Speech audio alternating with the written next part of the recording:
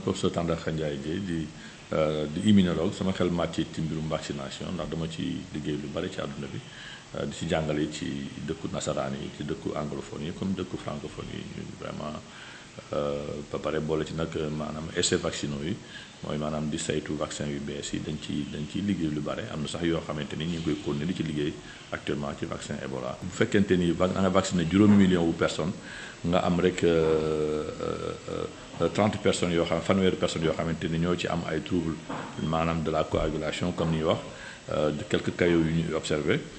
loolu aussi dafay wone rek ni vaccin bi baax na aussi. bu ñu xoolee ci 5 millions de personnes boobu boo xoolee lu tolloog noonu ci population générale bi mais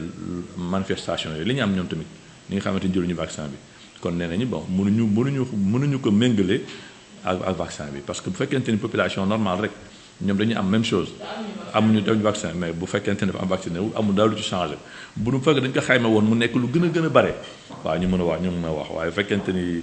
tolluwaay boobu la loolu nag tiitalul kenn mais teewul dëkk yi nga xamante ni am nañ ko neemi ko nañu ci loolu mais ñoom dañu ni am na ñeneen ñu xam dañu retiré loo bi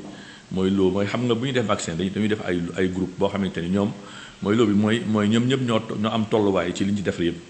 ba ci ba ñu defaree dama ko fàtte wax sànq ci nasaraan mooy ba nga xamante ni dañu def principe actif bi ci biir def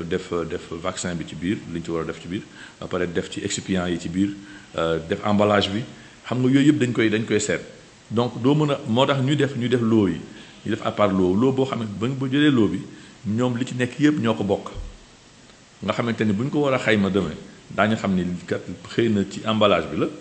xëy na ci ni ñu ko conservé la xëy na ci voilà noonu mooy investigation yi kon nag bu ñu xoolee pratiquement fi mu toll nii dëkk yooyu foofu lañ toll ci investigation pour xool réellement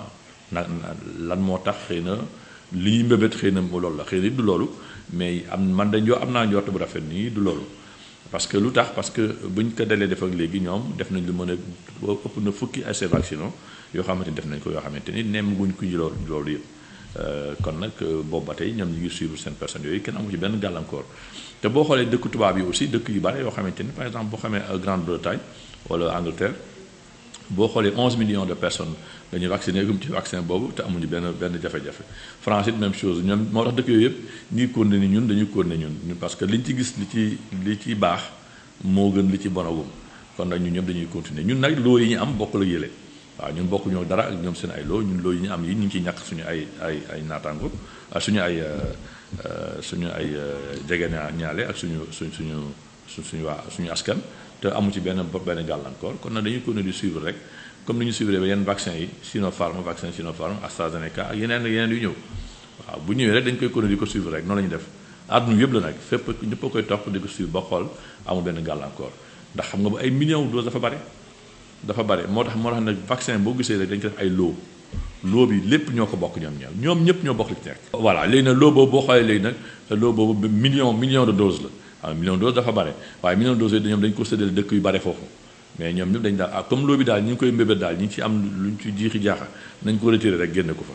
waaw ñoom ñu génne loo bi noonu la demee nag quoi waaye dëkk yooyu yëpp arrêté wuñu vaccination bi def naa ñaar ñoo ci arrêté gum pour xaarandi mais ñeneen ñëpp ñu ngi continuer def seen vaccin ci yeneen loo yoo xamante ni ñu ngi koy jot kon nag ñun comme suñu bokkuñ ci yooyu yëpp ñun tam ñu ko nañu tam def suñu vaccin moo xoolee daal mooy que ñu ma ko waxoon ci njëlbeen rek vaccin yi vraiment daal amul différence bu bare parce que finalement dafa am ñaari affaire yu ñu seet lu vaccin yu ëpp mooy bi nga ñett sax lay wax mooy est-ce que vaccin bi bu ñu fekkee nañ la ko ñàkk di nga am dayoo boobu ci soldat yaram ñu xool ñoom ñëpp ñoo ci tolloo presque kon nag xam nga am foofu différence bu ñu xoolee ne vaccin yi est-ce que dafay joxe ay effets secondaires yu bare mooy maanaam bu fekkee nañ ñàkk après da nga am ay douleurs yu bare di nga des fois di nga am fièvre bu ëpp wala nga am